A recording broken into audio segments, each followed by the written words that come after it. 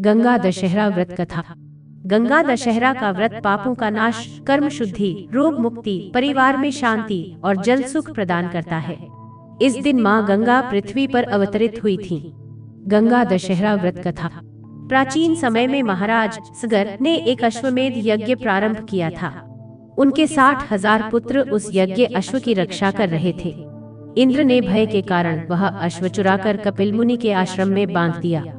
राजा सगर के पुत्र उस अश्व को ढूंढते ढूंढते कपिल मुनि के आश्रम पहुंचे। अज्ञानवश उन्होंने मुनि को चोर समझ लिया और उन पर आरोप लगा दिया। कपिल मुनि ध्यान में लीन थे। जब उन्होंने आंखें खोलीं और देखा कि उन्हें अपमानित किया जा रहा है, उनके क्रोध से निकली अग्नि से राजा सगर के सभी पुत्र भस्म हो गए। उनकी आत्माएं मुक्त न हो सकीं। समय बीता। राजा सगर के वंशज अंशुमान और फिर दिलीप ने भी प्रयास किया, लेकिन वे असफल रहे। अंत में राजा भगीरथ ने कठोर तपस्या शुरू की। उन्होंने वर्षों तक कठोर तप किया। उनकी तपस्या से प्रसन्न होकर ब्रह्मा जी प्रकट हुए और बोले, भगीरथ, तुम्हारे पूर्वजों को मुक्ति दिलाने का एक मार्ग है। तुम्हें देवी गंगा को पृथ्वी पर लाना होगा। भगीरथ ने और भी कठोर तप किया। माता गंगा प्रकट हुई और बोली, पृथ्वी मेरी धारा को सहन नहीं कर पाएगी, मुझे कौन थामेगा। भागीरथ ने भगवान शिव जी की तपस्या की।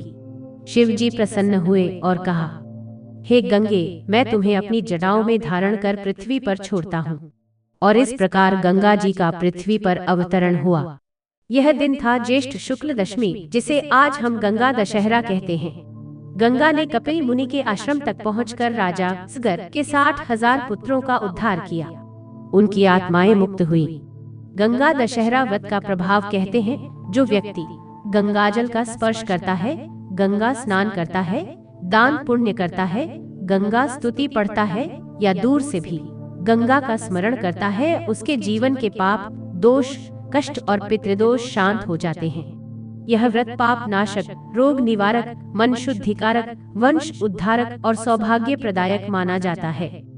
श्रद्धा और विश्वास के साथ यदि आप समाधान चाहते हैं तो अभी व्हाट्सएप पर हाय लिखें और अपनी समस्या का मार्गदर्शन प्राप्त करें।